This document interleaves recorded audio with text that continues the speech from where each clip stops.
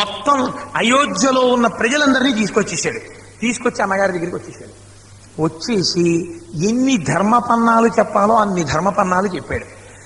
పెద్దవాడివి నువ్వు ఉండగా నేను రాజ్యం తీసుకోవడం ధర్మం కాదు, కాబట్టి నాకు రాజ్యం వద్దు. ఇదిగో వశిష్ఠుడు వచ్చాడు, వశిష్ఠుడు కూడా ఇదే చెప్తున్నాడు, కావాలంటే కులగురువు ఆయన మాట విను. 2, 3 ఎవరు వరాలు అడిగారు అసలు? మా అమ్మ అడిగింది.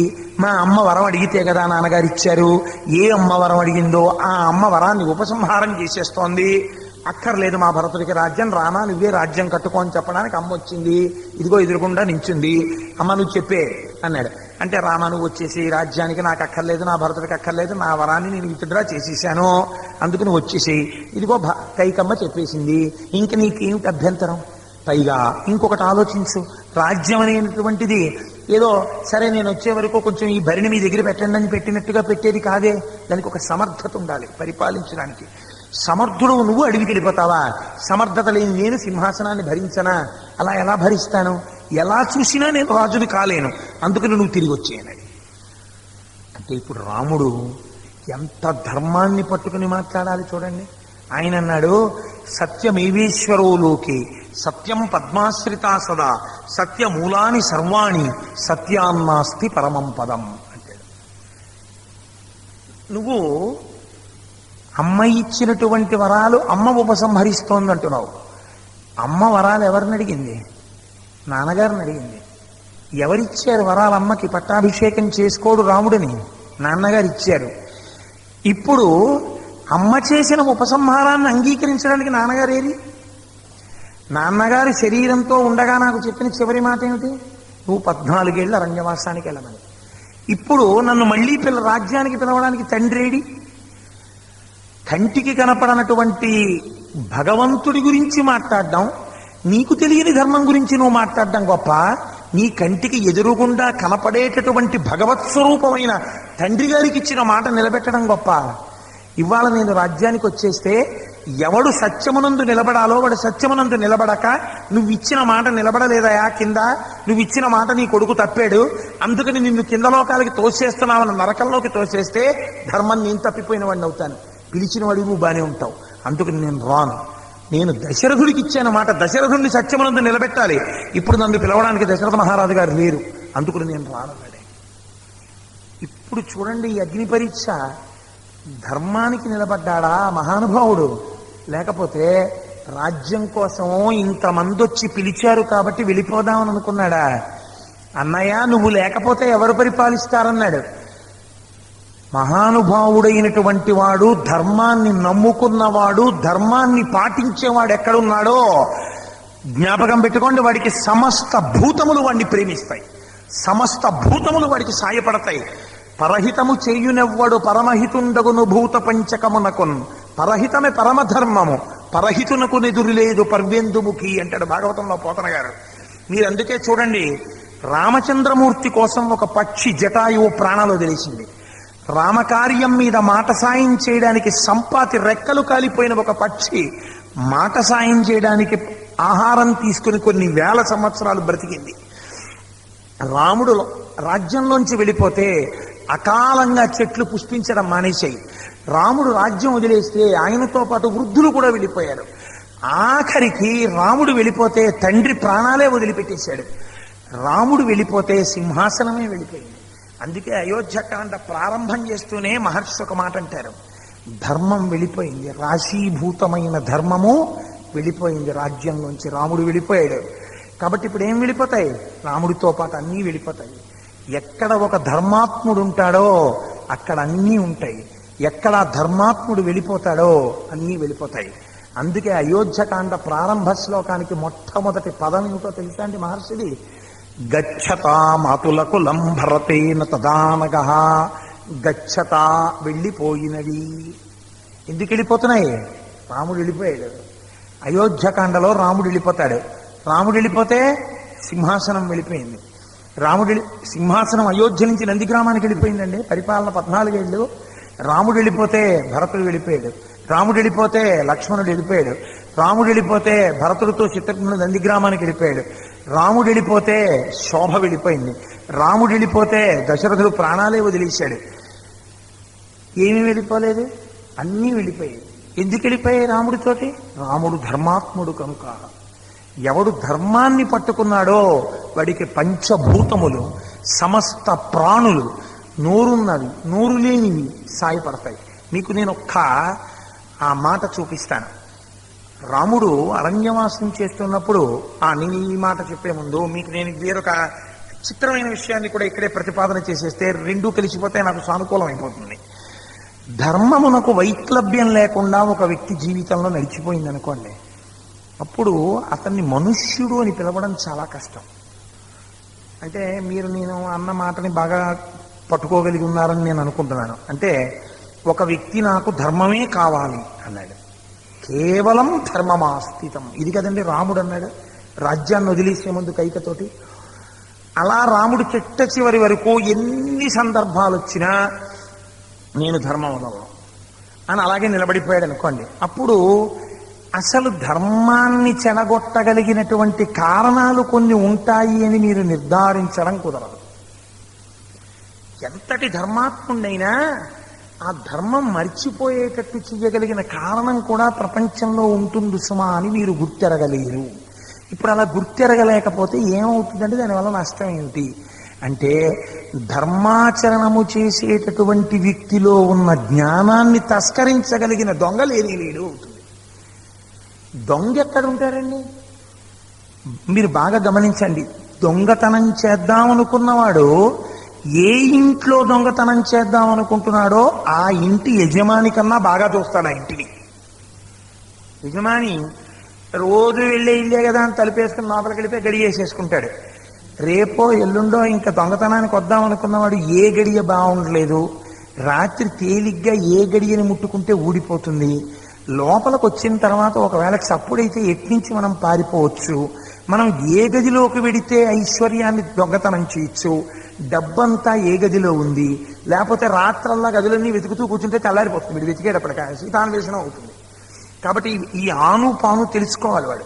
అక్కడ ఎవరు పడుకుంటారు, ఎన్ని గంటలకు బాగా నిద్రపోతారు, తాళం చెవుల గుత్తి ఎలా తీయచ్చు, ఒకవేళ చప్పుడైతే మనం ఏం చెయ్యాలి, ఇవన్నీ వాడు ఇంట్లో ఉన్నవాడి కన్నా ముందు వాడు బాగా సాధికారికత పొందుతాడు. అసలు అన్నిటికన్నా నైపుణ్యం దేనికి ఉండాలో తెలుసా అండి? దొంగతనానికి ఉండాలి. ఎందుకు నేనేం మాట్లాడుతున్నానో తెలుసా? ఆఫీస్లో ఫైల్ రాసేవాడు తప్పు రాశాడు అనుకోండి, నోట్ ఫైల్ మీద వాక్యాన్ని, వెంటనే మేనేజర్ గారు పిలిచి అదేమిటండి ఇలా రాశారు అంటాడు. లేకపోతే ఏదో 3/7/2006 అని వేయవలసింది ఇంకా పాత నెల గుర్తుండిపోయి 3/5/2006 అని వేసాడు అనుకోండి. పిలిచి కోటేశ్వరారు ఏంటండి ఇంకా పాత నెలలో ఉండిపోయారు, డేట్ మంత్ మార్చండి అంటారు. 5/6 చేస్తారు. పెద్ద ప్రమాదం ఏంది? రోజు చేసే దొంగతనమే కదండి, వాళ్ళని సరదాగా చేసేస్తానని జేబుగా తిరిగి ఒళ్ళు హోనం అయిపోతుంది. ఎప్పుడూ చాలా జాగ్రత్తగా చేయాలి దొంగతనం కదండి, లేకపోతే ఖైదులు పోతాడు. అందుకని దొంగతనము యందు ఎప్పుడూ అశ్రద్ధ కూడదు, చాలా శ్రద్ధగా ఉంటాడు వాడు. యజమాని యందు అశ్రద్ధ ఉంటుంది. కాబట్టి ఇప్పుడు ఎవరు దొంగ మనకి అంటే, కామ క్రోధశ్చ లోభశ్చ దేహే తిష్టంతి తస్కరాః జ్ఞానరత్నాపహారాయ తస్మాత్ జాగ్రత్త జాగ్రత్త. ముగ్గురు దొంగలు ఇక్కడ కూర్చుని ఉన్నారు. ఎవరు? కామః కామం, క్రోధః కోపం, లోభః దాచిపెట్టడం. ఈ ముగ్గురు దొంగలు ఇక్కడ ఉన్నారు. దేనికోసం? జ్ఞానరత్నాపహారాయ, జ్ఞానం అనే రత్నాన్ని ఎత్తుకుపోవడానికి చూస్తున్నారు వాళ్ళు. వాళ్ళు ఎప్పుడు ఎత్తుకుపోలేరు? మీరు ధర్మాచరణము చేస్తున్నంతసేపు వాళ్ళు రాలేరు.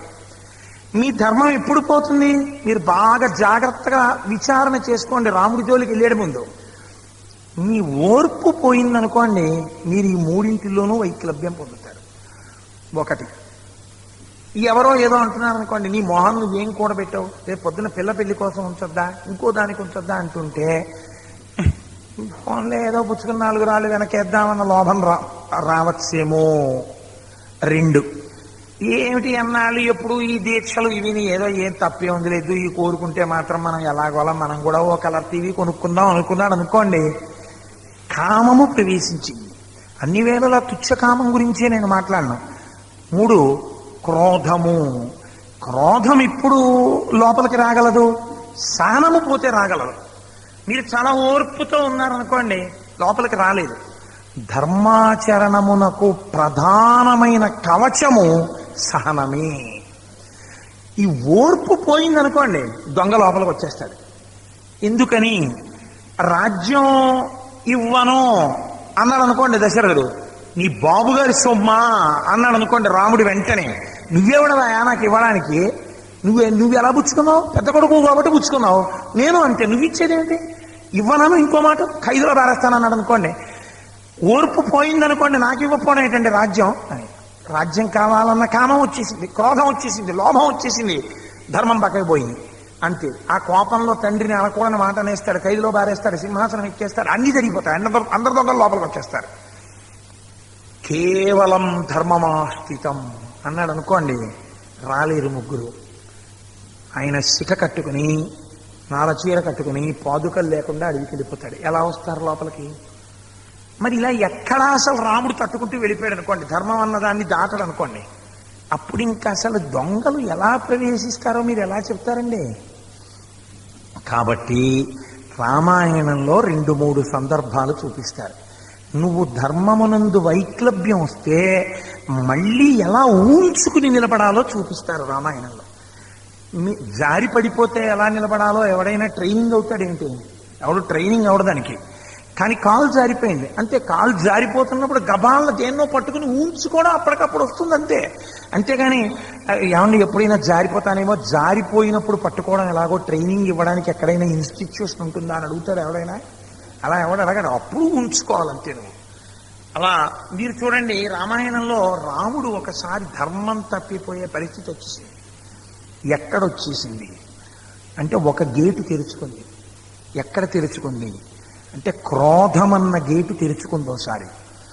ఇప్పుడు నేను మీకు ఒక సందర్భం చూపిస్తాను. సీతమ్మ తల్లిని అపహరించారు.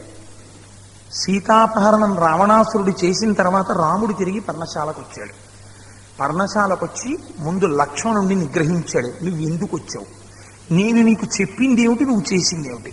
ఒకవేళ వదిన నిన్ను అధిక్షేపించి మాట్లాడింది అనుకో, నీ మనసుకి కష్టం కలిగేటట్టు మాట్లాడింది అనుకో, నేను చెప్పిన మాట ముఖ్యమా, వదిన అందని వచ్చేస్తావా? ఆ సందర్భంలో అలాగే ఉంటుంది స్త్రీ హృదయం. హా లక్ష్మణ, హా సీత అని వినపడితే నా పరాక్రమం గురించి తెలిసి ఎందుకు వచ్చావు, ఇప్పుడు చూడు ఎంత ప్రమాదం వచ్చిందో అని లక్ష్మణుణ్ణి నిగ్రహించాడు. అంటే మెట్టెక్కడం మొదలెట్టింది కోపం. ఎవరి మీద కోపం?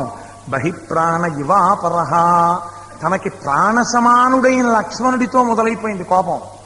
ఈ కోపం ఎక్కడి వరకు వెళ్ళిపోయింది అంటే పిచ్చివాడు పరిగెత్తినట్టు పరిగెత్తాడు. పర్ణశాలంతా చుట్టూ పరిగెత్తాడు, నదుల దగ్గర పరిగెత్తాడు, కొండల దగ్గర పరిగెత్తాడు, తోటల్లో పరిగెత్తాడు, చెట్ల దగ్గర పరిగెత్తాడు. చివరికి వివశుడైపోయాడు సీతమ్మ కనపడక. అంటే సీతమ్మ రాముడి మనస్సు మీద ఎంత గొప్ప ముద్ర వేసేసిందో చూడండి. ఒక తల్లి అష్టలక్ష్మి పూజ కూర్చోబెడితే, అమ్మా నువ్వు విద్యాలక్ష్మివి అని ఎన్ని మాటలు చెప్పినా వాళ్ళ ఆయన 2 రోజులు ఊరెళ్ళడం కారణం చేత ఎన్ని మాటలు నువ్వు ఏ లక్ష్మిని పూజించాలన్నా సరస్వతనో ధనలక్ష్మనో అంటోంది అనుకోండి, ఇన్నాళ్ళు లేనిది ఇవాళ అలా మాట్లాడుతోందంటే ఆవిడ మనస్సు భర్తతో వెళ్ళిపోయింది. అందుకే గుర్తుండట్లేదు ఏ లక్ష్మిని పూజ చేయాలో. అలా ఇక్కడ రాముడి మనస్సు ఎప్పుడు కుదురు తప్పిపోయింది? సీతాపహరణం జరిగిపోతే. సీతాపహరణం జరిగింది అంతే, స్వస్థత పోయింది. ఇంత పరిగెత్తాడు, చివరికి ఎదురుకుండా ఓ పెద్ద పర్వతం కనపడింది.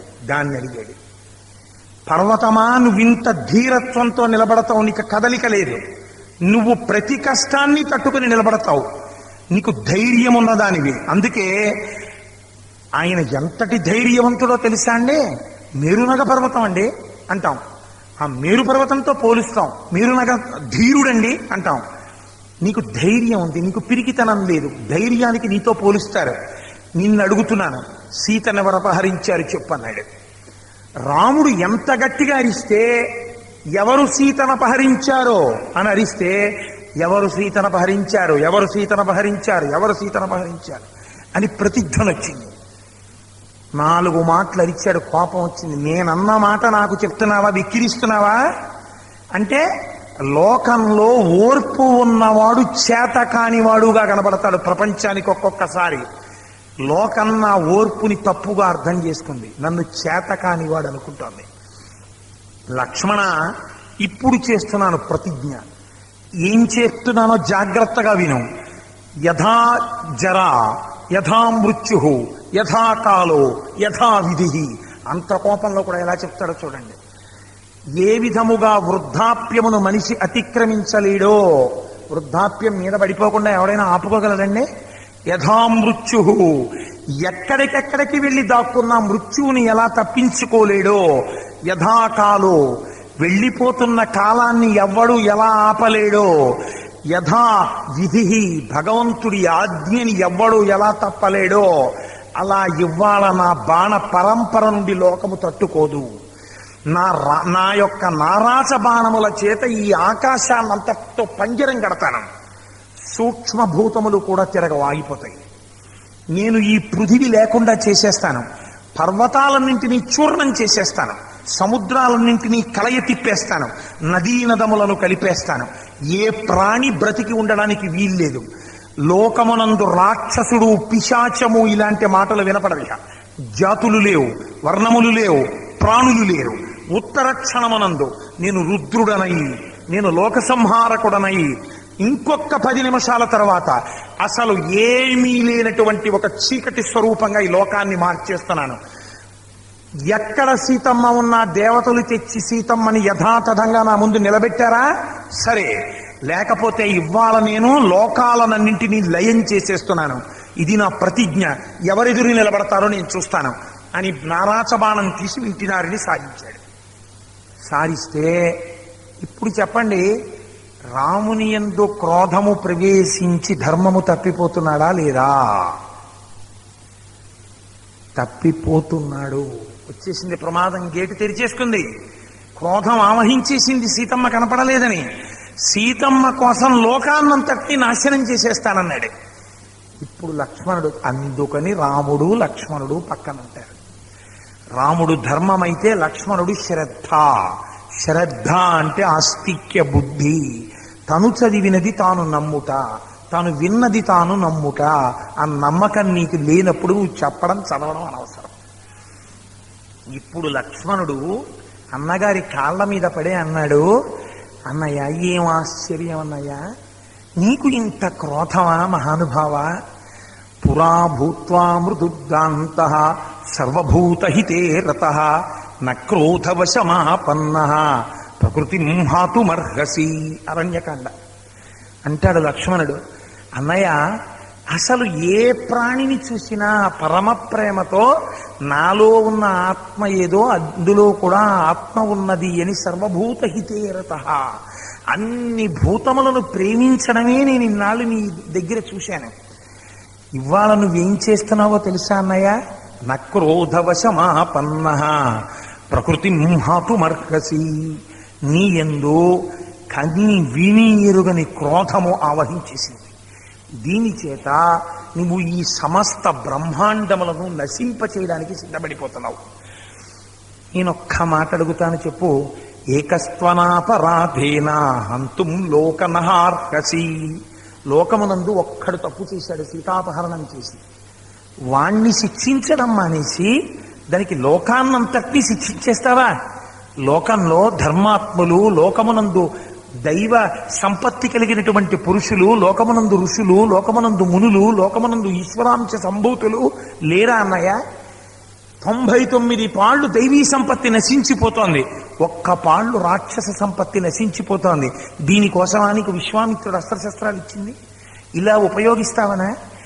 ఇందుకా నీకు వశిష్ఠుడు విద్యాబోధ చేసింది? విద్యాబోధ చేసిన నాడు వశిష్ఠుడు నీకు ప్రతి మాట చెప్పి ఏం చెప్పాడు? సర్వే వేద విదశూరాః సర్వే లోకహితే రతాః సర్వే జ్ఞానోపసంపన్నాః సర్వే సముదితా గుణైః.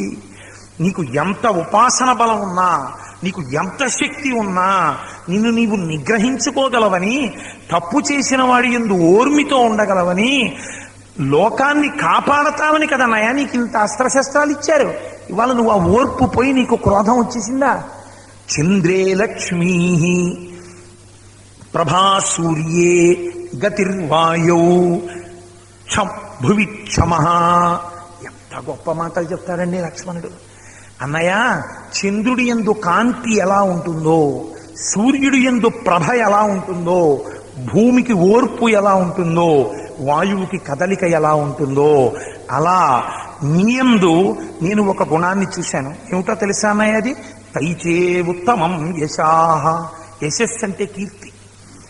రాముడన్నవాడు ధర్మమా వేరొకట అంటే ధర్మమే అని ఇంతకాలం నుంచి నీకు కీర్తుంది. ఇవాళ లోకం ఏమంటుందో తెలుసా? నువ్వు ఒక్క బాణాన్ని కాని వదిలేవా, లోకం ఏమంటుందో తెలుసా? రాముడికి భార్య ధర్మమా? భార్యే. అప్పుడు నీ యశస్సు ఏమైపోయినట్టు, నీ కీర్తి ఏమైపోయినట్టు? అన్నయ్య, ఇది నీ శాశ్వత కీర్తి. నువ్వు ధర్మాత్ముడవని నీకు పేరు.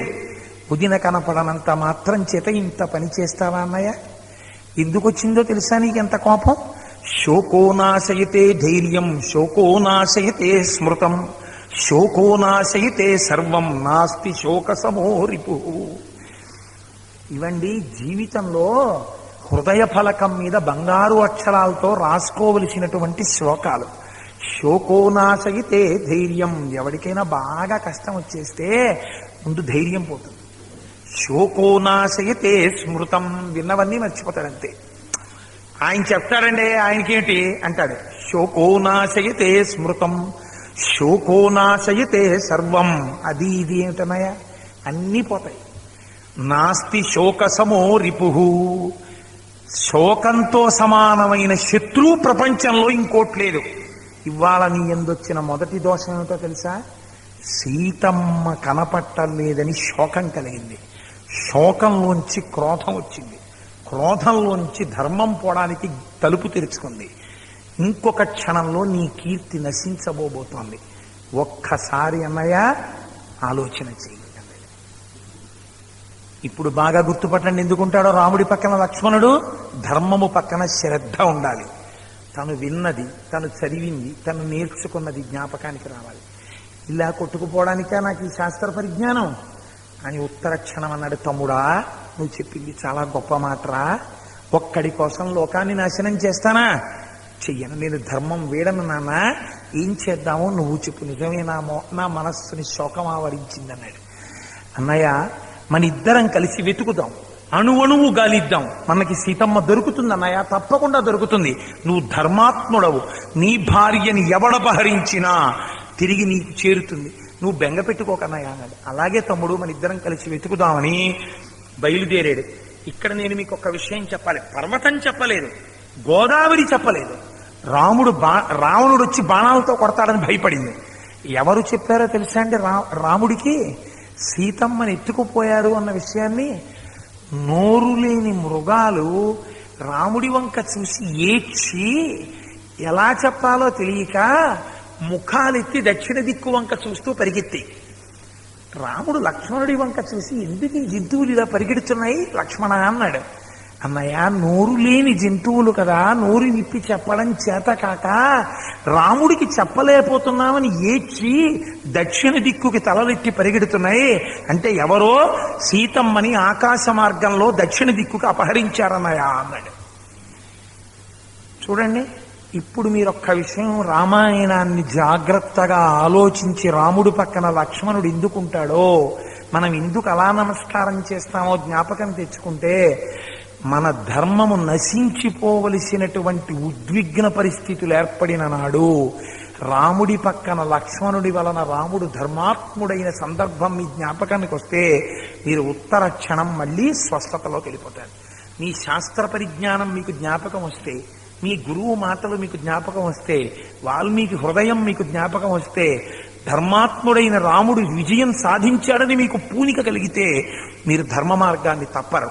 అందుకే ధర్మమునకు పక్కన శ్రద్ధ ఉండాలి. ఉండి ఎప్పుడూ మళ్ళీ లోపల తిరుగుతూ ఉండాలి. అందుకే శ్రవణమునకు పక్కన మననము లేకపోతే ఈ చెవిలో విన్నది ఈ చెవిలోంచి వెళ్ళిపోతుంది తప్ప అనుష్ఠానంలోకి రాదు. విన్నదాన్ని మననం చెయ్యాలి. మననమునకు తేలికైన మార్గం ఏది? వేరొకరికి చెప్పడమే. మీరు ఇంటికి వెళ్ళిపోయారనుకోండి, నేను ఉపన్యాసాలు చెప్పడం అన్నది ఎలా ప్రారంభమైందో తెలుసా అండి? నేను అసలు ఎప్పుడూ ఎవరికి ఎక్కడ ఏ సభలో చెప్పలేదు. ఇవాళే ఎందుకో మొట్టమొదటిసారి చెప్పేస్తున్నాను.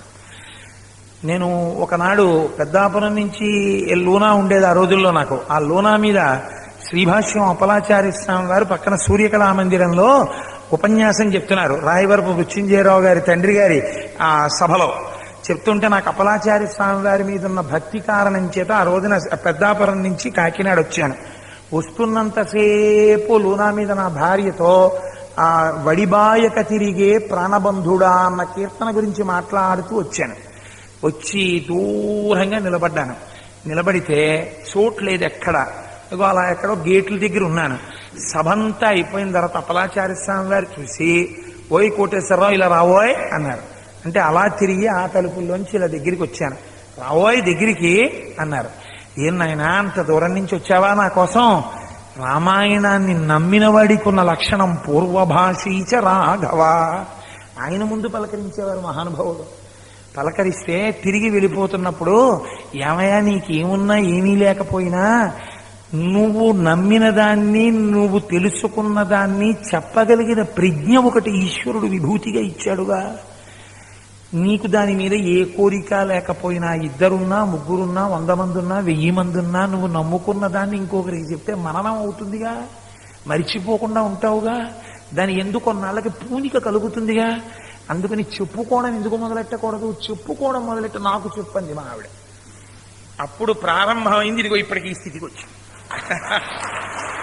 ఎందుకు మీకు నేను విజ్ఞాపన చేశానంటే, మననమునకు మేమెక్కడ మాట్లాడమండి అనకూడదు. ఒకటి విన్న తర్వాత మీరింటికి వెళ్ళి అక్రాస్ ద డైనింగ్ టేబుల్ మీ భార్య గారితో మాట్లాడారనుకోండి, మీ పిల్లలతో మాట్లాడారనుకోండి, రేపు మళ్ళీ లేచి ఆ కోటేశ్వరరావు గారు చెప్పిన విషయంలో ఈ విషయం ఎలా పొంతన కుదురుతుంది రామాయణంలో మీరు విశ్లేషణ చేసుకుంటున్నారనుకోండి, మీకు లోపల పూనుకుంటుంది, బాగా నిలబడిపోతుంది. అది ఆ నిలబడిపోయింది తొందరగా మననానికి వస్తుంది. అది మీ అనుష్ఠానాన్ని ధర్మమునందు నిలబెడుతుంది. అప్పుడప్పుడు వైక్లభ్యాలు వస్తాయి. కాదని ఇంత ఉపన్యాసం చెప్పిన నాకు కోపం రాదని మీరు అనుకుంటే పొరపాటు. కానీ పశ్చాత్తాపడతాను కనీసం. ఆ గుణం రామాయణం ఇస్తుంది. ఏమిట్రా ఇన్ని చెప్పి అంత కోపానికి వశుణ్ణి అయిపోయానని మర్నాడు కనీసం భగవన్ మందిరంలో క్షమార్పణ చెప్పుకుంటాను. ఆ పాటి సంస్కారం మిగల్చగలిగింది కదా రామాయణం నాకు. కాబట్టి మననము చాలా ప్రధానం. అదే రాముడి పక్కన లక్ష్మణుడు, ధర్మము పక్కన శ్రద్ధ. మీరు చూడండి, అందుకే ఒక్కొక్కసారి లక్ష్మణుడు తప్పిపోతాడు దారి, అప్పుడు రాముడు చెప్తాడు లక్ష్మణుడికి. మీకు నేను అలాంటి సందర్భం కూడా చూపిస్తా రామాయణంలోంచి. అన్నగారు రాజ్యం వదిలి వెళ్ళిపోతుంటే లక్ష్మణుడు అన్నాడు, గురోరప్యవలిప్తస్య కార్యమజానత ఉత్పదం ప్రతిపన్నస్య కార్యం భవతి శాసనం అన్నాడు. ఏమిటన్నయా ఇంత కోదండ విద్యాపారంగతుడవై చేతకాని వాళ్ళ 60,000 సంవత్సరాల వయస్సు వచ్చినటువంటి ముసలాడు యవ్వనంలో ఉన్న పెళ్ళం దగ్గరికి వెళ్ళి నేను 2 వరాలు ఇచ్చానంటే నువ్వు రాజ్యం వదిలి వెళ్ళిపోతావా? పోని నీకు ధర్మమేమో వదిలిపెట్టు, నువ్వు అను, నా కోదండము నుంచి వినిర్ముక్తమైన బాణముల చేత ముసలాయన్ని ఖైదులో పెట్టి కోసల రాజ్యాన్నంతటి నిగ్రహించి ఇదే ముహూర్తానికి నీకు పట్టాభిషేకం చేస్తానన్నాడు. రాముడు అన్నాడు, ఏమిట్రా కోపం? అసంకల్పితమే వేహాయదకస్మాత్ ప్రవర్తతే నివర్త్యారంభమారబ్ధం అనుదైవస్య కర్మతత్ అంటాడు. నిన్న రాత్రి నన్ను పిలిచి రాజ్యం ఇస్తానని చెప్పింది ఎవర్రా? నాన్నగారు. అప్పుడు నాన్నగారు ఎవరు? దేవుడు. ఇవాళ పొద్దున్న పిలిచి అరణ్యానికి వెళ్ళమని చెప్పింది ఎవరు? నాన్నగారు. ఇప్పుడు నాన్నగారు ఎవరు? దయ్యం. అంటే ఇస్తే నాన్నగారు, ఇవ్వకపోతే దయ్యం. అదే న్యాయం. ఇచ్చినా ఇవ్వకపోయినా ఆయన తండ్రి, నేను కొడుకు న్యాయమా? అందుకని ధర్మం ఆయన తప్పారా తప్పలేదా వేరు విషయం. కొడుకుగా నువ్వు తీర్పు చెప్పలేవు. కానీ తండ్రి మాట పాటించడం నీ ధర్మమా కాదా? నిన్న రాత్రి రాజ్యం కట్టుకోమంటే మాత్రం పితృవాక్య పరిపాలన, ఇవాళ అరణ్యానికి వెళ్ళమంటే మాత్రం ధర్మాధర్మ విచక్షణ. గురే, నిన్న రాత్రి రాజ్యం ఇస్తానన్నవాడు తెల్లవారేటప్పటికి అడవికి వెళ్ళమన్నాడంటే ఈ మాట అనిపించిన వాడు ఆయన వెనక ఉన్న భగవంతుడు రా. ఆయన నీ కంటికి కనపడరా, ఆయనతో యుద్ధం నువ్వేం చేస్తావురా? అనుదైవస్య కర్మతత్త. ఆ దైవమును తల ఉంచి ఆయన మార్గంలో నడిచి వెళ్ళిపో, నీ ధర్మం విడిచిపెట్టకుండా. ఇంత లక్ష్మణుడు ఏమైపోయాడు? జావకారిపోయాడు. అలాగే అన్నయ్య అన్నాడు. మీకు రామాయణంలో ధర్మము ఎప్పుడైనా వైక్లభ్యం చెందుతోందనుకుంటే రాముడు లక్ష్మణుడికి చెప్తాడు, లక్ష్మణుడు రాముడికి చెప్తాడు. అందుకే ఇద్దరు పక్క పక్కన ఉంటారు. ఉపదేశాలు వీళ్ళిద్దరికీ ఉంటాయి, బోధలు వీళ్ళిద్దరికీ ఉంటాయి. కారణం ఏమిటో తెలుసా అండి? ధర్మమునకు పక్కన శ్రద్ధ ఉండాలి. శ్రద్ధాధర్మములు ఒకదాన్నొకటి పోషిస్తాయి. అందుకే బహిప్రాణం లక్ష్మణుడై ఉంటాడు. ఇది ఒక జంటగా తీసుకెళ్లడంలో ఉన్న పెద్ద రహస్యం. ఇది ఇది నీ జీవితంలో కూడా నువ్వు గుర్తుపెట్టుకో. సరే, నేను ఇంకా దాన్ని అక్కడతో వదిలేస్తాను. ఆ జంటని ఒక 10 నిమిషాలు భరత శత్రుఘ్నుల గురించి చెప్పి పూర్తి చేసేస్తాను. ఎందుకంటే భరత శత్రుఘ్నుల జంట గురించి నేను మాట్లాడవలసి వచ్చిందనుకోండి, అసలు నేను రామలక్ష్మణుల జంటే పూర్తి చేయలేదు, ఇంకా నేను భరత శత్రుఘ్నుల జంట ఏం మాట్లాడినా. భరత శత్రుఘ్నులు ఇద్దరూ మరి అలా ఎందుకుంటారు అంటే, భరతుడు భక్తి, శత్రుఘ్నుడు శక్తి. భక్తి యందు శక్తి అంతర్లీనము. మీరు బాగా జ్ఞాపకం పెట్టుకోండి. భక్తి చాలా చేతకానితనంలా కనపడుతుంది పైకి, కానీ భక్తుని యందు అంతర్లీనమైన శక్తి ఆయన భక్తియే. మహాభాగవతుడైన వాడు ఒక ఆయన ఉన్నాడు అనుకోండి, ఆయనకి ఏమీ తెలియదు, ఎప్పుడు అలా భగవంతుడిని నమ్ముకుని ఉంటాడు. నన్ను ఎవరు చూస్తారు అంటే భగవంతుడు చూస్తాడు, ఒక పూనిక. దానికి మీకు అది హేతువుకు అందుతుందా అంటే, ఏమండి అలా భక్తితో ఉంటే అలా ఎలా రక్షణ జరుగుతుందండి అని మీరు హేతువుకు అందుతుందా అంటే, ఆ భక్తి ఈశ్వరానుగ్రహాన్ని తీసుకొచ్చి అక్కడ నిలబెడుతుంది. అది మీ హేతువుకు దొరికేది కాదు. నేను ఒక ఉదాహరణ చూపిస్తాను. ద్రౌపదీదేవికి వస్త్రాపహరణం జరుగుతోంది. వస్త్రాపహరణం జరుగుతుంటే గోవిందుడు అక్కడ దగ్గరలో ఎక్కడైనా ఉన్నాడా? ఆవిడికి బాగా తెలుసు అక్కడ ఎక్కడా లేడు, చాలా దూరంలో ఉన్నాడని. ఆవిడ ఎవరిని పిలిచింది? ఆవిడికి తెలుసు చాలా దూరంలో ఉన్నట్టుగా ఉన్నవాడు చాలా దగ్గరగా ఉన్నవాడు, వాడు రక్షకుడు, వాడు పలకగలడు. ఆర్తితో పిలిస్తే వాడు రక్షిస్తాడు. ఇది భక్తి, ఇది విశ్వాసం. విశ్వాసమునకు మారుపేరు భక్తి. గోవింద కేశవ నారాయణ అంది. దుశ్శాసనుడి చేతులు నిప్పెట్టాయి, వస్త్రం పూర్తవలేదు, ఆవిడ వస్త్రాపహరణం జరగలేదు. ఇప్పుడు చెప్పండి, మీ హేతువుకు అందిందా ఇది? భక్తిలో శక్తి ఉందా లేదా? ఉంది.